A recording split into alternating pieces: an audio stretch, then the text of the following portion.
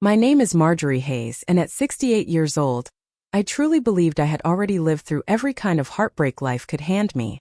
But nothing, absolutely nothing, prepared me for the moment a wedding coordinator gestured toward a folding chair near the service station and said, "Your seat is in row 14, Mrs. Hayes."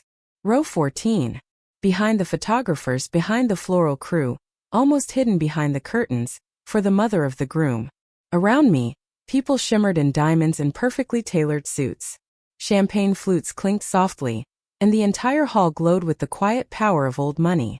Lydia Hartman, my future daughter-in-law, stood near the front wrapped in luxury, her posture flawless. Her eyes flicked toward me for a second, just long enough to deliver a cold, silent judgment. Then her mother, Vivian, leaned in and whispered something. Both women shared a faint smile, the kind that always felt like a verdict already decided. When I turned to look at my son Luke, he lowered his eyes. No protest. No confusion. He simply let it happen. That silence said more than words ever could. I walked to row 14 with my chin lifted, even as my chest felt like it was collapsing inward. I sat down, smoothing the navy dress I had worn so many times before, suddenly noticing every worn seam, every faded thread. Soft whispers drifted down the aisle. "Is that his mother? I heard she worked at a senior center. I guess she doesn't really fit their world." I kept my hands folded tightly in my lap, steadying my breath. I reminded myself I had raised my son alone after my husband Daniel died. I reminded myself that love doesn't need pearls or estates to be real. But even then, the truth still cut deeper than I expected. Then, without warning, the chair beside me shifted. A man sat down, calm, composed, the kind of presence that made people turn without even realizing why. His silver hair caught the light. He carried the faint scent of cedar and citrus. Leaning slightly closer, he said softly, "Let us pretend we came together." My breath caught instantly. I turned to look at him fully, and felt something jolt through me. Something buried deep in the past. Something I thought was long gone. Benjamin Carroll. My first love. The man I had lost nearly 50 years ago. And just like that, row 14 no longer felt like punishment. It felt like the start of something none of us had seen coming. When the ceremony ended, guests drifted toward the garden terrace in clusters of polished laughter and clinking glasses. I stayed seated for a moment, unsure if my legs would even hold me. Benjamin remained beside me, silent but steady, like a quiet anchor. "Come with me for a walk," he said at last. "Just a few minutes." I nodded, still unable to find my voice. We stepped into the garden, where lanterns hung from low branches, their light trembling gently in the evening breeze. The air carried the scent of roses and freshly cut grass, but something heavier lingered beneath it, like memories rising through the dark. "I thought you had forgotten me," I whispered. Benjamin's eyes softened. "I never forgot you, Marjorie. Not once. You won't believe how long I searched." He told me about the letters, dozens of them, sent faithfully from overseas, one after another, until the day he was told I had moved away without leaving any address behind. His voice tightened as he spoke, the old confusion still lingering beneath his calm. "My mother hid those letters," I said quietly. "She believed you weren't the right match. Too ambitious. Too unpredictable. She wanted me to choose a safer life." He drew in a slow breath, as if he had always suspected the truth, but never allowed himself to fully accept it. "And did you?" he asked. "Did you choose a safe life?" I thought of Daniel. A good man. A steady man. A quiet life built on routine and loyalty. Love that was dependable but never the kind that set the world on fire. "I chose a good man," I said. "A patient one. But not the one I once imagined an entire life with." Benjamin smiled, sad but warm. "I never married," he said. "I couldn't give parts of myself to someone else when I never stopped holding on to you." Those words struck something deep, something I thought had faded beyond reach. 50 years had passed. And yet, standing there beneath those lanterns, it felt like time hadn't ended. It had only paused. For the first time that day, my heart began to breathe again. We were still standing there when hurried footsteps shattered the quiet. Luke and Lydia crossed the lawn toward us, their expressions tight with urgency. Lydia's dress caught slightly in the grass, but she didn't even notice. Her eyes locked onto Benjamin with sharp suspicion. "Who are you exactly?" she demanded. This is a family event, not a place for uninvited guests. Benjamin didn't react. He simply straightened, his presence cooling the air around us. I am someone who once mattered to Marjorie, he said evenly. Lydia's expression hardened, ready to respond, but Luke stepped forward first, uncertainty flickering across his face. Mom, why didn't you tell us you were bringing someone? I felt that familiar instinct rise, the one that always told me to smooth things over, to shrink, to keep peace no matter the cost. But before I could speak, Benjamin did. Because your mother does not need permission to be treated with dignity. Luke froze. Lydia's lips parted in disbelief. Benjamin continued, calm but unshaken. I watched her sit alone in the back row today. I watched her endure something no parent should ever experience at their child's wedding. It was a seating mix-up, Luke said quickly. Too quickly. No one meant anything by it. Benjamin tilted his head slightly. Is that the explanation you're comfortable giving her? Silence pressed in. Lydia recovered first, her tone sharper now. This event is important for our family. Appearances matter. Some things are better managed quietly. Managed. The word landed harder than anything else. Benjamin's voice cooled. Interesting choice of words, Miss Hartman. Especially considering Hartman Realty currently leases its headquarters in a building owned by my company. Both of them froze instantly. Luke blinked. What did you just say? I stepped slightly closer to Benjamin, feeling something shift, something undeniable. I believe that's a conversation best had when respect is part of the table, he said. And just like that, the evening slipped out of their control. 3 days passed before Luke finally called. His voice sounded formal, almost rehearsed. Mom, Lydia and I would like to take you to dinner. Riverstone House. 7 o'clock. Riverstone House wasn't a place for casual meals. It was where people negotiated power. The invitation said everything. This wasn't about repairing anything. This was about what they needed. Still, I agreed. Because sometimes the truth only reveals itself when you walk straight into it. The restaurant was dim, elegant. Voices naturally softened there. Lydia stood as I arrived, wearing that same tight, practiced smile. Marjorie, we're so glad you came. I took my seat. Luke avoided my eyes. We wanted to talk about family, he said. About staying close. Lydia folded her hands, her diamonds catching the light. We also heard something interesting. About Carroll Holdings acquiring our building. Quite a coincidence. There it was. Sweet tone. Hidden fear. Losing that building would destroy them. We were hoping you might speak to Mr. Carroll, she continued. Encourage him to consider a long-term partnership. It would benefit all of us. I stayed completely still. For years I had made myself smaller in moments like this. Not this time. Luke, Lydia, I said softly. When you placed me in the back row at your wedding, that wasn't business. That was a decision about respect. And now you're asking something from the same person who refused to watch you diminish me. Lydia stiffened.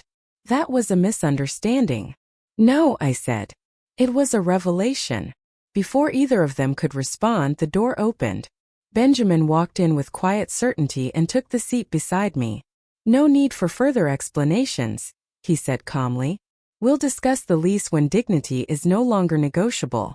Lydia's face drained. Luke swallowed hard. And for the first time in years I didn't feel small. I felt equal. The next morning as I trimmed roses along my front walk, a sleek black sedan pulled up. Vivian Hartman stepped out, carrying herself like someone used to controlling outcomes. Marjorie, dear, I hope I'm not intruding. She didn't hope. She expected. Inside, she sat upright, placed her purse carefully on her lap, and slid an envelope across the table. Check. $50,000. This isn't a bribe, she said smoothly.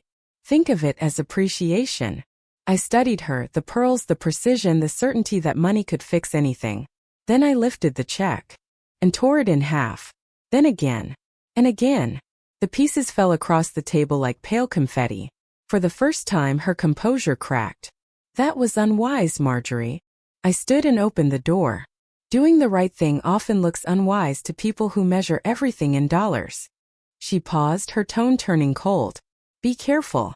You don't understand the world you're stepping into. I met her gaze. Then maybe it's time I do. She left without another word. 2 days later, Benjamin called. His voice was steady, but something in it told me this mattered. At his office, I was guided into a conference room overlooking the city. "Thank you for coming," he said. "There's something you need to hear directly." Beside him sat a woman in a gray suit. "Claire Eastwood," she introduced herself, "Senior Counsel for Carroll Holdings." She slid a folder toward me. "We've reviewed the Hartman Realty lease. There are serious issues." Inside were pages of terms I barely understood. "There are 2 options," she continued. "First, immediate termination. They've violated multiple clauses. They would have 72 hours to vacate." A knot formed in my stomach. That would destroy them completely. "The second option allows them to remain," she said, turning the page, "but under revised conditions. Conditions that enforce accountability." She looked directly at me. "First, a written public apology to you, Mrs. Hayes, posted on their website and published in the Business Journal. 2, a guaranteed financial commitment to the Daniel Hayes Scholarship for students with financial need, for a minimum of 5 years. 3, annual contributions to the Chicago Senior Justice Fund. 4, a mandatory ethics policy requiring respectful treatment of all family members connected to leadership. 5, all revisions must be co-signed by you." I stared at the paper. Not punishment. Not revenge. Correction. Benjamin spoke gently. "People who treat you as if you belong in the back row need to be reminded that dignity carries consequences." My hands trembled slightly as I held the pen. I signed, not for power but for self-respect. The announcement came sooner than anyone expected. 3 days after I signed the revised lease, Hartman Realty hosted their annual charity gala at the Lakeshore Pavilion, an event known for velvet gowns, polished speeches, and carefully curated reputations. But this year, the spotlight would shine on something none of them could control. I arrived quietly, taking a seat near the aisle. I wore a simple gray dress and a pearl pin Daniel had given me on our 10th anniversary. Nothing flashy. Nothing borrowed. Just something that reminded me of who I had been long before anyone tried to dim my presence. The hall buzzed with crystal glasses and conversations floating like smoke. Yet beneath it all, a quiet attention lingered. People knew something was coming. They just did not know what form it would take. When the lights dimmed, Lydia walked onto the stage. Her steps were precise, but the slight tremor in her hands betrayed her composure. Vivian sat in the front row, jaw set, eyes tight with restrained irritation. Lydia unfolded a printed statement. The microphone hummed softly. "Before tonight's program begins," she said, "I am required to make a formal apology." The room went silent. She swallowed hard and continued. "On the day of my wedding, I treated my mother-in-law, Mrs. Marjorie Hayes, with disrespect. I allowed concerns about appearance to dictate my behavior. In doing so, I diminished her dignity and her rightful place in our family. My actions were wrong. I offer this apology publicly and without excuse." A ripple moved through the audience. Eyebrows lifted, some guests exchanged glances, and a few leaned forward, listening more intently than before. Lydia read the remaining commitments aloud: the scholarship in Daniel's name, the donations to the Senior Justice Fund, the new ethics policy. Her voice wavered only once. When she stepped back, the room held its breath. I rose and walked to the stage. Lydia's eyes dropped as I approached. I took the microphone. "I accept your words," I said. "But forgiveness is not a moment. It is the choices we make after the truth is spoken." The silence broke into steady applause. Not loud, not showy, but respectful. For the first time in years, I stood where I should have been all along. After the gala, I expected a day or two of quiet. Instead, Luke appeared on my porch the very next morning, holding 2 cups of coffee and wearing the expression of a man finally ready to stop running from himself. "Mom, can we talk?" he asked. We sat on the porch swing, the wood creaking softly beneath us. He handed me a cup and stared at his shoes for a long moment before speaking. "I let things get out of control," he said quietly. "I let Lydia and her family decide what mattered. I thought keeping the peace meant staying quiet, but all it did was make me smaller. And it hurt you." His voice cracked. I saw the weight of guilt settle into his shoulders, heavier than any business responsibility he carried. I put a hand on his arm. "Luke, you're my son. I've been waiting a long time to hear the truth from you. Not excuses. Not deflection. Just the truth. He nodded, eyes shining. I'm sorry, Mom. Not because of the lease, not because of the apology, but because I forgot who taught me to stand tall in the first place. We sat together for a while, letting the wind fill the silence. Healing doesn't need speed. It needs honesty. Later that week, Lydia asked to meet me alone. She arrived without makeup, without diamonds, without her usual protective shell. I'm not here to defend myself, she said. I just need to say something I should have said a long time ago. She took a shaky breath. I treated you like an inconvenience, someone to manage, and that was wrong. I grew up thinking appearance was survival, but I hurt people who didn't deserve it. She looked directly at me. When you come back from Italy, I want to earn your trust slowly, properly. No pretending. I studied her face. Pride was gone. Fear too. What remained was sincerity, something I had never seen from her before. I nodded. Trust can grow, Lydia, but only if we water it together. Her eyes filled, but she smiled. Then I will show up for it every day. And for the first time I believed her. A few days later, Benjamin called, asking if I could meet him downtown. His voice carried the warmth I had grown familiar with. But there was something else beneath it too. Anticipation, purpose. He picked me up outside my house and drove toward the lakefront, past quiet neighborhoods, and into an area dotted with new construction. We pulled up to a modern glass building still wrapped in scaffolding. What is this? I asked. He smiled slightly. Come and see. Inside, the elevator carried us to the top floor. The space was unfinished, but sunlight poured through tall windows, flooding the concrete with gold. The lake shimmered beyond the glass, stretching in a long silver line. This will be the community wing of our new cultural center, he said. And there is something here I wanted you to see. He guided me to a corner of the room, where a simple easel stood. On it was a design board showing a reading nook with soft chairs, shelves of children's books, and a welcoming sign. The Harold and Marjorie reading corner. I stopped breathing for a moment. Daniel's name beside mine, honored, not erased, not overshadowed. Benjamin's voice softened. You spent your life giving knowledge to children who needed it. I wanted that legacy to stand somewhere visible, somewhere that reflects who you are. I touched the edge of the board lightly. It felt like a door opening into a room I never believed I would enter. Then Benjamin turned to me, calm but hopeful. In 2 months, I need to go to Tuscany for a redevelopment project. Few weeks, maybe longer. I was wondering if you might want to join me. Italy, the kind of place Daniel and I had only talked about in dreams. The kind of place I never thought I'd actually touch. I looked out at the lake, its horizon widening with light. Then I turned back to Benjamin and said quietly, I want to go. It was the first time in my life I chose the future without fear. As the plane lifted off weeks later, Chicago spread out beneath me in a quilt of streets and soft lights. I watched the city shrink into a memory pressed against the window. Instead of fear or uncertainty, I felt something unexpected. Lightness. For the first time in years, I wasn't holding myself together for anyone. Not Luke. Not Lydia. Not a world that measured worth by appearance or wealth. I was stepping into a future I had chosen. Italy unfolded beneath us in rolling sun-soaked hills. In Tuscany, I walked through vineyards older than any memory I carried. I breathed air that somehow felt like permission. And in the quiet moments, sitting beside Benjamin on a terrace overlooking olive trees, I realized a truth that had taken me a lifetime to learn. Worth is not something others assign to you. It is something you claim for yourself. Respect is not won by silence. It is earned by standing up. Even when your voice is soft, a seat at the table is not a gift. It is a right. When I returned to Chicago, things had changed. Luke greeted me with steadier eyes. Lydia welcomed me with genuine warmth.